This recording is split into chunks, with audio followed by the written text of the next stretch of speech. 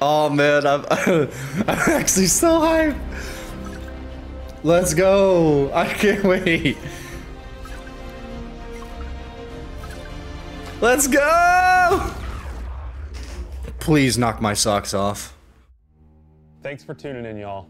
Like many of you, I've been playing games as long as I can remember. They're a core part of what makes me who I am. I believe there's this deeply rooted, often unstated mission of games to keep adventure alive. Yeah? In 2014, Bungie set out to start a new adventure. Heroes awakened on a desolate planet. A silent god set in our sky. And it wouldn't be long before an ancient enemy, shrouded in darkness, showed up at humanity's door to destroy us. Over the years, our heroes would shape a story far greater than anything we could have imagined. Players would explore deep into the depths of Venus, hunting a machine god that controlled time itself. They'd invent ways to combine their mythic weaponry and their paracausal abilities to stand alone against monsters that took others an entirely. Check out his PlayStation shoes, though. Alongside their friends, far into the early morning, in the halls of an ancient city, where only a select few emerged victorious at dawn, clutching the heart of a dragon. But most importantly, they'd bring their friends and their family into this world, and together meet new faces on this adventure who would become lifelong companions. Now, together, we approach the final shape. We're about to embark on the last expedition of Destiny's first saga. So let's be clear about the stakes. In the final shape, you will go inside the Traveler. The journey will be difficult. And what awaits you on the other side of this trek is nothing less than the deadliest entity we have ever faced. Yeah? There will be no open betas. There's not going to be any guides on the internet telling you how to handle what's to come. Whether you've been with us from the beginning, joined us somewhere along the road, or looking at Destiny for the first time. Does that mean you're making it really hard? It's going to be greeted with this same uncharted world. A vacuum-sealed experience begging for you to be the first person to peel it open. So today is your invitation to go forth and adventure. All right. Let's go, Joe. Let's get it. Oh, I gotta make sure this is in the...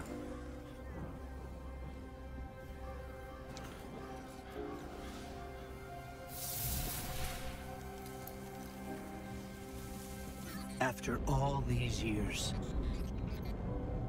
we never talked about it. Oh. Why I brought you back. Ooh. What? That's the tower! Why you were chosen.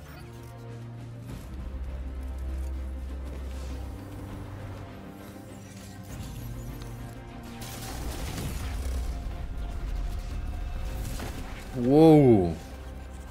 The truth is, I didn't know then. It was just a feeling.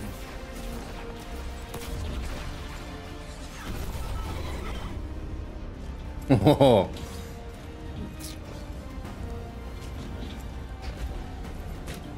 Oh, come on. But I know now. After all we've seen, Cade. all we've lost, What the hell was that? might be our last. So I'm asking you, Yo! last time to rise.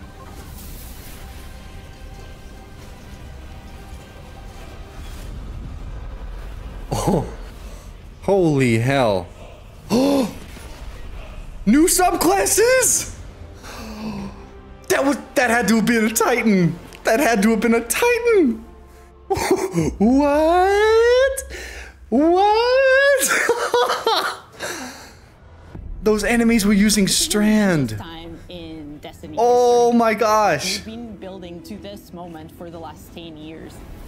The final shape is the conclusion to that journey. This is a moment in gaming that as a developer, you just don't get very often. Guardians and allies are fighting the biggest threat that the universe has ever seen in this big culmination of the Light and Darkness saga. When we were thinking of what the final shape could be, it had to be a lot of different things. It needs to pay off this epic confrontation with the Witness that we've been setting up for years. It has to bring you closer to your allies in the Vanguard. It has to be this place that like makes you feel nostalgic for the entire journey you've been on. Oh man. When we were resurrected by ghosts at the very beginning of this story, we didn't know why, but it was for this. The Traveler is asking us for help. And it's our responsibility to protect every living thing in the universe from what the Witness intends to do. When we first start the final shape, we are finally able to go through the portal that the Witness opened in the Traveler at the end of Lightfall. Inside is the Pale Heart of the Traveler. That is the stage for our showdown with the Witness. The Pale Heart. The Witness has the darkness. It has always had a connection to it. The Pale Heart of the Traveler is what it's trying to use to gain connection to the light. So with both, it can enact its final shape. Wow. The Witness looks around and sees a lack of purpose, no meaning. It wants to fix all that. So it's trying to put the universe into this frozen perfection where everything's just exactly how it thinks it's supposed to be. That is the final shape. Oh gosh. If we're going to defeat the Witness, That's it's nasty. going to take everyone. Failure is not an option. We're gonna need the Vanguard, all of our allies, and all the Guardians. Right to there, that rally looked cool as together hell. And be brave in the face of oblivion. We're getting new In the final supers. shape, we're going to answer questions at the grandest scale. But what I find really interesting is that it's also a very personal journey where we deepen our relationships with these characters that we've known for so long. Zavala, Ikora, our ghost, get to reconnect with Cade 6. So, like, while there's this great conflict and everything going on around us and stakes of just unimaginable heights, it's still at the end a story told around campfires by a bunch of companions who have been fighting together for hundreds of years.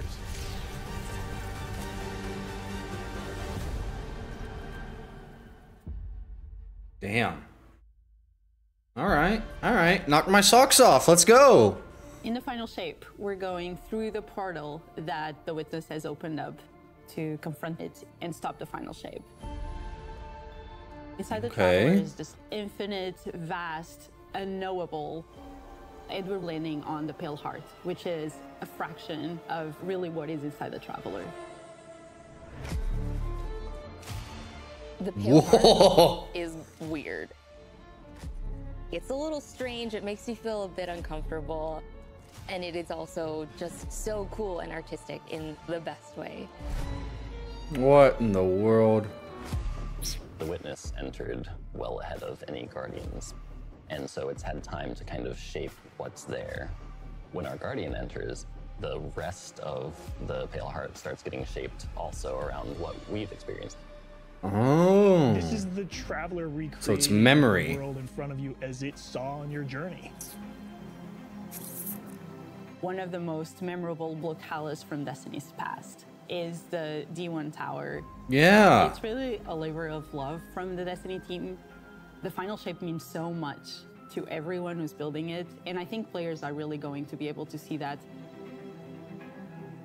The Pale Heart is our very first linear destination that we've ever done.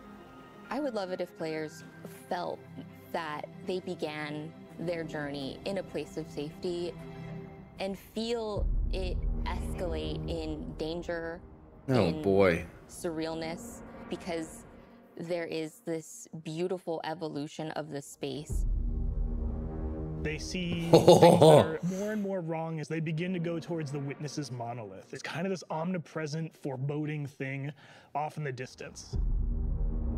The weirdest things happen as you get closer to the monolith in the form of reshaping. kind of like boy. deconstructing things and putting them back together just wrong. The sense of scale you get out there, like as you're exploring these spaces and you're jumping on these reshaped cuboids of Earth, you feel tiny as a Guardian. You feel alone. You feel like you are not the force to be reckoned with that you have been. You're not the God Slayer right now. You're just this little person jumping from these massive pieces to massive pieces. One of the things that we really tried to also capture is that the Witness keeps throwing everything it has at you. And so you're going to fight these new enemies, the Subjugators. Subjugators? Subjugators are the new unit you're going to be facing in the final shape. They have an enhanced power set. Oh, let's go. Stasis powers. Stasis. Powers to face the Guardian. Well, in support of all the other enemies you're fighting too. They bring something shit. new to the battlefield, which is kind of this element of control.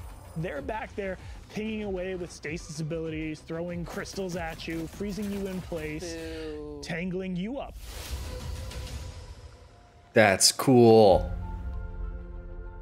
We're focusing you on the campaign and only the campaign. It's the most important thing in the universe at that moment. You have to stop the final shape from happening. And for that, we do need the help with our allies. And so we're going to make sure that the core Vanguard team gets back together. Zavala and Ikora and Cade. The campaign is just the start of the Pale Heart. After you've reached the monolith and finished the campaign, we open up the entire destination. And so the entire Pale Heart is going to react to you and what you are doing.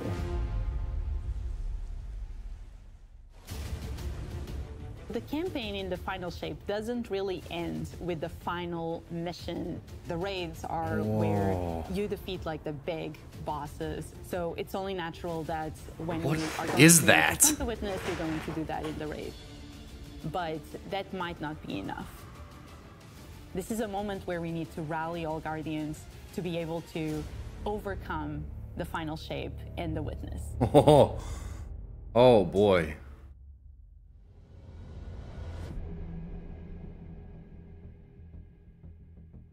In the final shape, we are inside the Traveler. My boy.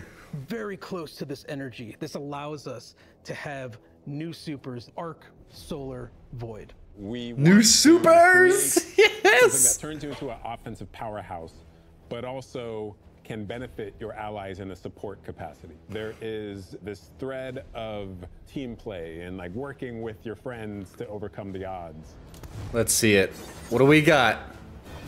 Oh, that's so cool. Expression of solar energy coursing through your Guardian. This Solar Warlock Super is a callback to Radiance from D1. Other than Golden Gun, this is the only other first-person super in Destiny right now. Your melee's like all these projectiles going off, doubling the amount of projectiles. Your grenade almost being sentient as it searches around and then it hits a character. Hey, more buddies. You're so overflowing with this energy that you are also giving it to your allies, allowing them to have their solar weapons supercharged. Oh. The new Solar Warlock aspect. When I cast my Rift, it is going to create this little solar soul. Solar buddies! We have solar buddies now! Warlocks! Warlocks rejoice! You have solar buddies! Twilight. You have solar buddies! It's a layered super. This is the only ranged one-off offensive super for Titans in the game. The Titan jumps up into the air, summons this giant void axe, throws it, summons another one, throws it, summons another one, looks at a different group of enemies, throws it. And when these axes fly through the air, they stick into the ground or an enemy, do their void gravity thing where they suck a bunch of energy and enemies in and then explode. Yo. That doesn't destroy the axe. The axe sticks around. And your teammates? And your allies can go and pick up that axe and start wailing on enemies with it. This super is insane to me. The very Titan aspect. I press and hold my grenade button to consume my grenade and turn it into the shield. The more damage it takes, the more it charges up, and then I can release that and it creates this blast that deals massive damage. Oh, that is cool. The Hunter Arc Super. Arc is all about finding the shortest distance between 2 points. The Hunter kind of rears back, takes this knife and throws it across All right. the field, and then is able to blink to its position, do the slash that just decimates anyone nearby. One really Oh, Arc Ninja. It's not just you do it once, but you're able to do it 3 times, along with devastating attacks each time you do it. The Hunter has an aspect. We take our staff, we twirl it in the air, which propels us upward. It creates this burst, which amplifies you and any allies near you. It almost makes it feel like you're playing a fighting game, right? Like these combos that you're chaining together to do these different moves. It like takes that sandbox to the next level. The more aspects we have, the more capable we are to do that. It feels like you're like riding the lightning, you know? Like that instantaneous, like... That was good, but I think it's more like... You know? I like it, I like it. I love these guys. That is so cool. On all sorts of goodness. We've got exotics, we've got legendaries, we've got perks. We're always cooking up stuff. We're always playing with stuff that we think is like really interesting or taking inspiration. We have Tessellation, which is this exotic pyramid fusion rifle. It has the really intriguing property As the pre-order. of adapting your Guardian's current damage type. This will be the first time that you can run a weapon that can adapt to be strand or stasis in the energy slot. So you'll be able to run an entirely strand or entirely stasis loadout. Tessellation has the additional property that you can special reload to reshape your grenade and suck it into the weapon, and then fire out a super destructive single projectile. Oh, that's pretty cool. What's the one specific exotic that I can make that's like really zany that you would like right now? What if Golden Gun was a sniper rifle? What? The Might of the Traveler. You know, we had a moment where we saw that Traveler Beam cutscene. I know people on Weapons went, I kind of want that. You're like, that is incredibly dope. So we've got the no way. Back these iconic Destiny 1 weapons, turn it into something that feels unique. We're bringing it back. We have to bring Kvastov into the fold. Yes, Kvastov! And Dragon's Breath. Burn the world, burn it all. Dragon's Breath. We have new weapon subfamilies coming, broadening what existing weapons can be. Really like bordering on exotic functionality. So for example, we've got a rocket pistol sidearm subfamily. We always liked the rocket pistol sidearms. This fires tiny, slow-moving rockets. They hit very hard, do a bit of AoE damage. A mixture of regular weapon and rocket launcher stats. We're also doing a new support weapon subfamily. The support frame auto rifle is a type Support of legendary frame? auto rifle. It'll let you switch seamlessly from firing at enemies to healing your allies. To shooting your teammates. I'm really excited to That's pretty bring it to cool. dungeons and keep my team alive, honestly. The weapons team is always coming up with new ideas. We've got a ton of new cool stuff coming over the next few years, and some new and really wild ideas, which we're pretty excited about. Holy. Come on, take a load off. We've got a lot to cover. Oh, God, Cade. This place is only big enough for one dashing hero type, and that's me, so... I'm back! You two, give me a sec. I was magnificent. This is great. Anyone want a hug? Get your rock off my map. Worst case scenario, you die. But who knows? Maybe you won't.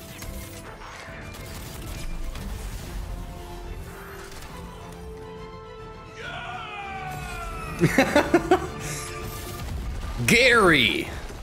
Well, better get back to it.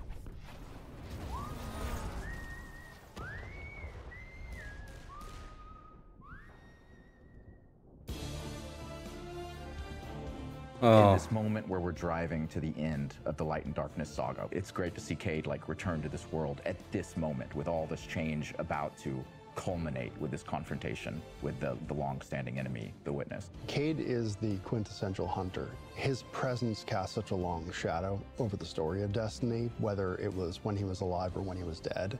What Cade goes through in this journey, how he serves as a catalyst for the other characters, the events that are uncovered to have brought him back. This is how the story had to end. Oh, I'm There so was happy no he's end back. to the Light and Darkness saga that didn't have Cade here alongside his friends to finish the job. Once we started digging into the nature of the Pale Heart, I think that crystallized Cade's role as a guide. Cade is Virgil, and he's our guide through this other place. Cade is the one who is the most appropriate person to be the guide, because that's his job. That's always been his job. It just feels so natural for Nathan to be back in the booth. It felt amazing to just see him slip back into the role, like, without missing a beat. Right, instantly. In the flesh, or metal, as it were. Cade's the glue that's always held Zavala and Ikora together. Having him back puts them in a position of questioning where they've been and what they've done without him. You think about the journey that Zavala's been on and how he's been taken down this dark path, and you think about the weight that's been on Ikora, having to hold the Vanguard together, having Cade's voice of levity and brightness that he brings to that group. I think it's going to be great for them. Well, at least we have each other. We want people to take away that sense of reunion and that idea of like the gang being back together for this moment. I'm here now. Wherever the hell here is. Damn.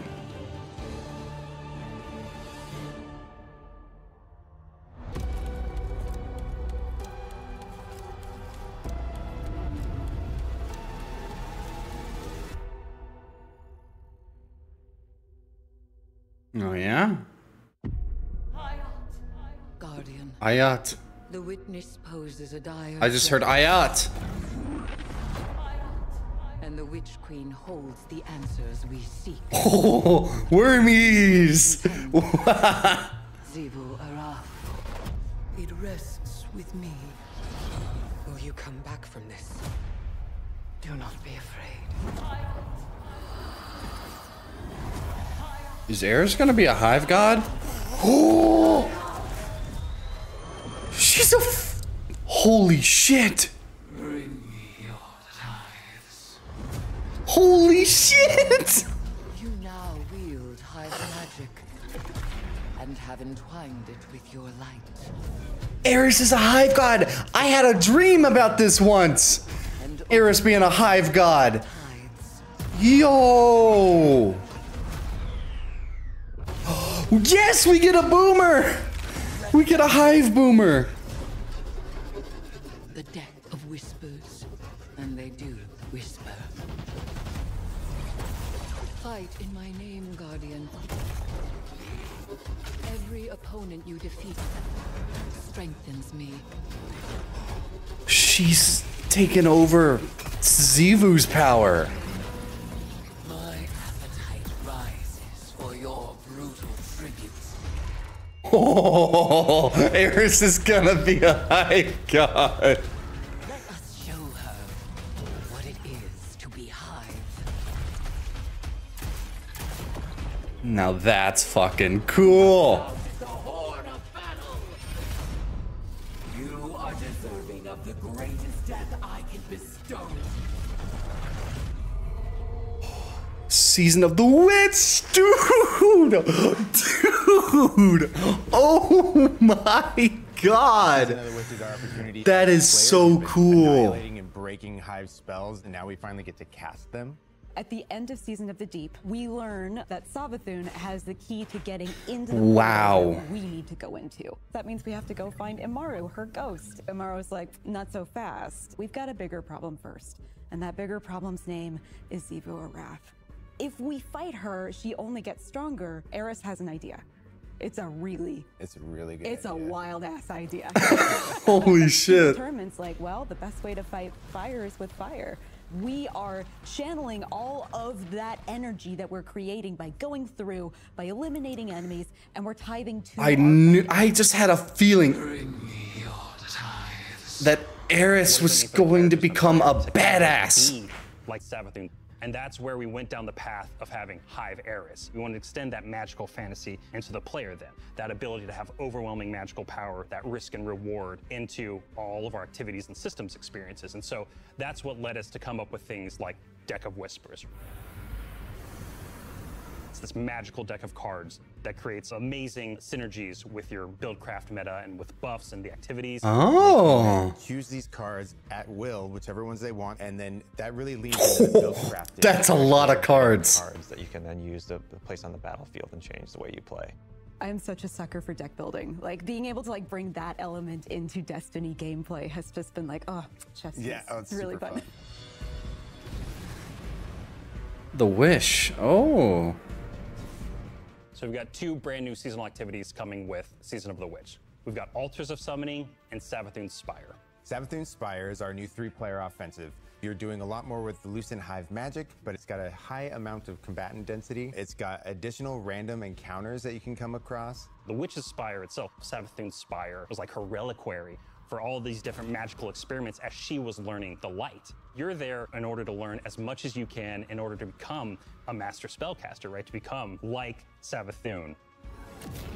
Oh. The Altar of Summoning's activity is really exciting because you can spend like 20 minutes in it or you can spend 2 hours in it. It's a 3-player experience that you can hop in and hop out of. As you're going through this activity, you're filling the tithing bucket. As that tithing bucket is filled up, you'll get progressively more rewards. And then finally at the end, it'll cash out and you'll get a whole mess of rewards. Ooh. We really wanted to make sure that there was a home for any exotic mission content coming in seasons after the year has passed. And so we developed what we're calling the Exotic Mission Rotator. Right away, we're getting Presage, Vox Obscura, and Operation Seraph Shield. This is some of the most fun content the team has making. It's some of the content the fans and players of Destiny love the most. The most exciting thing, outside of just the missions themselves, is that every time we put a mission inside of that rotator, the exotic that comes alongside of it will become craftable. Oh, that's cool. With Season of the Witch, we have a brand new Vex lo-fi PvP map coming. It's really exciting. It's got a bunch of really tight gameplay experiences. We wanted to make sure that we focus the combat a little bit more. With the new Vex network map, we really wanted to make sure we hit is like, hey, you're shoulder to shoulder more often. There's not as much deep sight lines that you're interacting with. And a lot of the flow of the map is actually built around this like kind of central pillar of the Vex network that you're orienting around. And there's also some modes coming too, right? We've got a new PvP game mode coming that's all about relics. It's about multiple relics, so it's not just one like the Scorch game mode from the past. Cool. So we've got the shield coming from Vault of Glass. We've got the spear back from Season of the Risen. And we got the scythe from Season of the Haunted. Yeah, so you're gonna be reaping Guardians with that thing. It's a lot more tactical gameplay. It's all about running around the map, claiming these relic dispensers, and then grabbing them in order to push for victory. I will take what I need. The words in my throat are the weapon in my fist. We were feeling pretty HIVE this season, obviously. There's something in the air. And so when thinking about like, what's a good raid reprisal that would really suit this very HIVE Oh, season, it's Crota's. there's only one answer. Crota's End! It's gotta be Crota's End. Yeah! Yo! I have seen what the Hive call a god. That's awesome. I can't wait. This is so nostalgic. There's the armor. The glowy, glowy armor. Oh my god, that's so many thralls. Only a true weapon of the light can stop his wrath.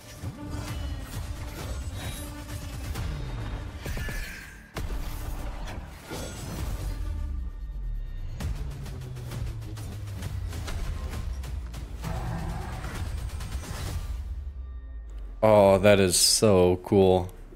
Oh, it's been so long.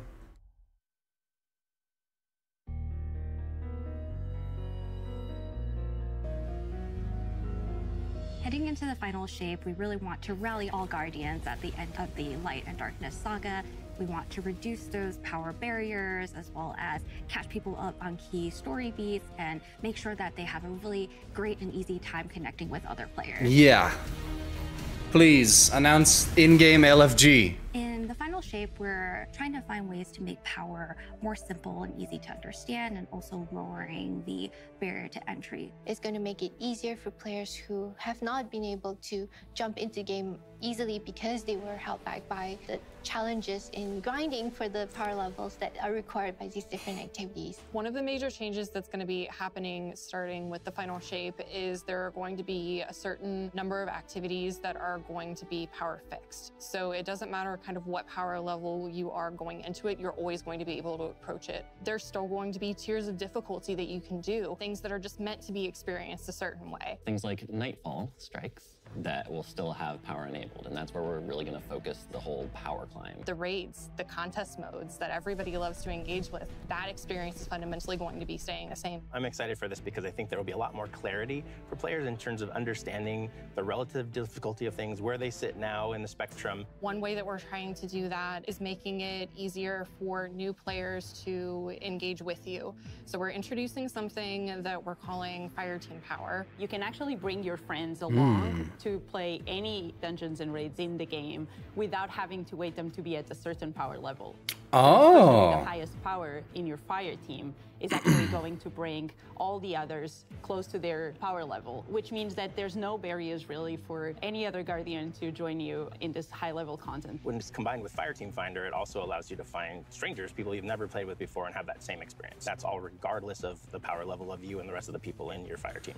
Fire Team Finder is a new feature that's coming in Season 23, aimed at helping connect and find other people to complete the best and most aspirational content in Destiny. We have a tag system that allows players to be able to say, well, this is my play style. I'm really chill. I'm anti-sweat. I'm just really here to have a good time. Wow. Tags really allows players to You can tag yourself, like make a profile. about what they're about. I think what's really great about it is with this launch, we're also looking at including inclusion tags. As an example, one of the inclusion tags that we have are for colorblind players. Hopefully the inclusion tags will bring players closer to finding their community and even closer to the people that they're playing with. So once a listing goes live, players will be put into a listing lobby where players can gather, they can communicate with each other. So we wanted to make it as convenient and as easy as possible for players to not just sit and stare at a screen for a long time while their listing actually fills up. As a gamer who's typically more solo, I'm especially excited about this because it really is about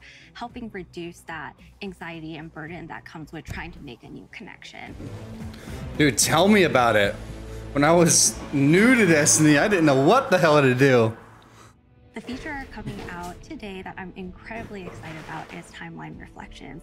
Essentially what we have done is we've went back to previous expansions and pulled out missions that we felt really represent key narrative beats within our story. We are going They're pulling stuff out of the vault! They're pulling shit out of the vault! For Witch Queen. Thanks for the memories, Guardian. The neat thing about these missions is they're not going to be like one-to-one for how you would experience them in the campaign. You're also going to get additional pieces of narrative fed to you to like identify like, hey, this is why it's important that this happened, and here are the people you met along the way. A really big one that's really timely for Final Shape is Cade's last stand from Forsaken. This is a moment that a lot of players, new and old, are going to come back to Destiny. I think this is just the right time to introduce features that are going to allow those players to jump right in and find people to play with and enjoy this content regardless of their power level. Good on them. We're reaching the end of this 10-year journey. What comes next? The episodes. And the new way we're going to tell stories moving forward. What's really important about episodes is that it's a really big shakeup to what we've been doing. Instead of providing 4 seasons a year, you are going to get 3 larger episodes. And so the first 3 episodes in this coming year are called Echoes, Revenant, and Heresy. It's going to be right after the Final Shape. And the theme for the year is going to be all about the consequences and aftermath of the Final Shape. I think what's really the cornerstone of the episode model that we're building is the 3-act structure. Oh. The acts act as these anchors for us to introduce new weapons, new artifact mods, new activities. There's going to be new missions coming around the core. There'll be new story moments in every single one of these acts. We're actually providing more cinematic styled experiences throughout the Final Shape year and the episodes with it than any of the seasons we've ever developed. Oh, thank These news goodness. stories are actually playable as standalone. Like each episode is something you can experience, whether you've been playing Destiny for 10 years or this is your first one. You're going to be able to basically enjoy them in any order you want to. I think the opportunity with this big epic moment is that we get to innovate the game. We get to move the game forward. It's all about change frequently. It's all about deeper story moments. It's all about more weapons, more loot, more often. And it really provides the team with a platform to go much deeper into the themes and fantasies and story of any individual episode as compared to the seasons you know of today. I'm so excited to see what the narrative I team love can that do with concept this kind of art. platform of storytelling. That is super Episodes cool. provides this awesome foundation. All the screebs in the background. Moving into the next stage of Destiny 2. I think some people look at the Final Shape and they think Destiny 2 is coming to the end. And in many ways, it's the opposite. We're leaning in. We're putting the pedal to the metal. Episodes provide us a new, innovative way for players to engage with Destiny 2 throughout the year. All right, they are doing really good so far. What makes a guardian a guardian? Devotion, bravery, sacrifice. Ooh. We know that we were chosen for a reason. Oh, Zavala. By something greater than ourselves. Guardian.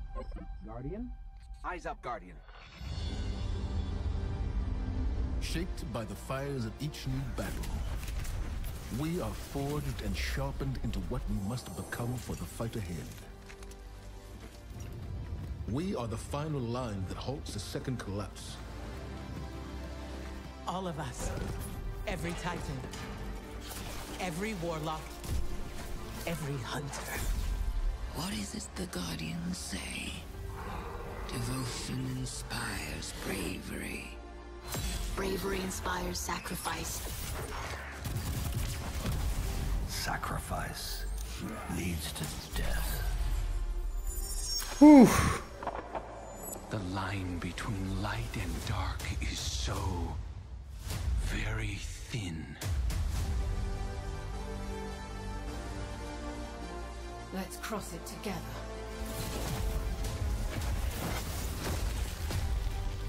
There are things out in the dark that only the dark can overcome. Yeah, Drifter. You've heard the stories of the Traveler's sacrifice, of darkness descending upon humanity.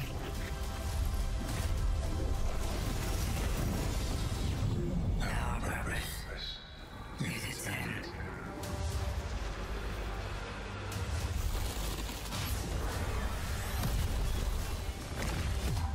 This time, there is no escape.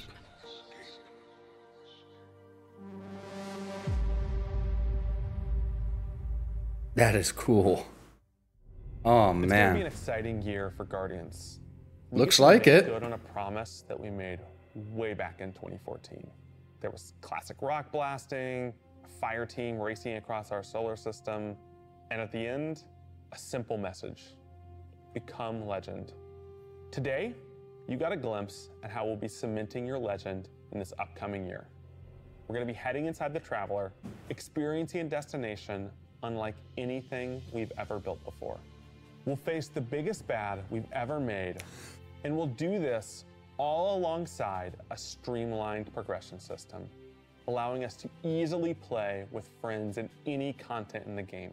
And as the dust settles in the Final Shape, we're going to continue our legends in Echoes. It's Destiny's first episode in a new phase of storytelling for Guardians with brand new conflicts Okay. from the resolution of the Light and Darkness saga. These first episodes are just the beginning. But if you're chomping at the bit to see how the Light and Darkness saga is going to kick off the future of Destiny 2, we've got a ton of great content for you to jump into today. Going live after this, we've got Season of the Witch. Yeah. With a new story, new weapons, new armor, new activities, and new PvP content, all alongside a series of story catch-up missions, allowing any of your friends to jump into the game and get up to speed on what's happening in this world. Now that's Then, cool. Next week, a brutal reprisal of Crota's End is going to join the ranks of our aspirational content. I can't wait to see you all in the throne world as we learn more about the final shape and how we can stop it.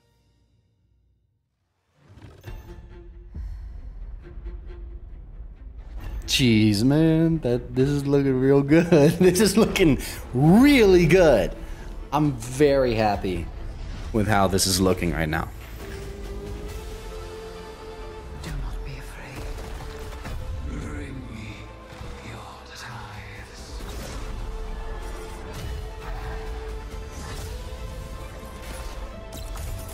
That axe looks so cool. All these years, all we've lost. This fight might be our last.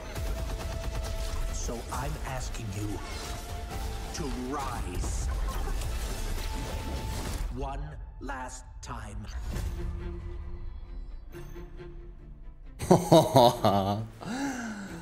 Oh man. All right, let's see it.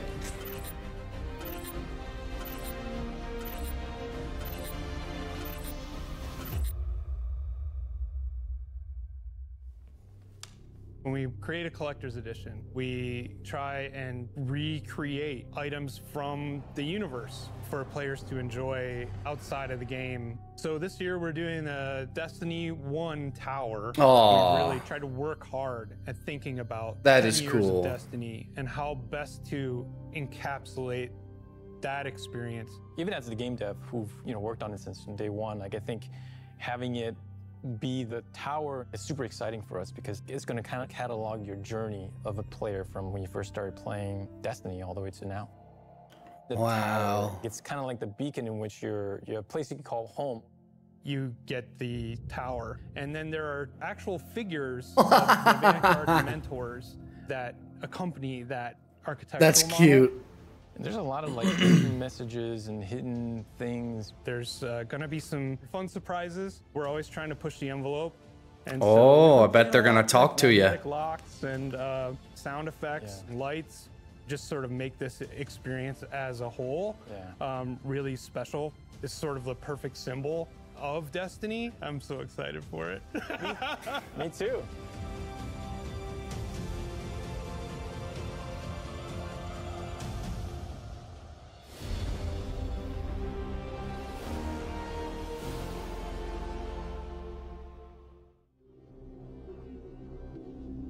Oh, that is really cool.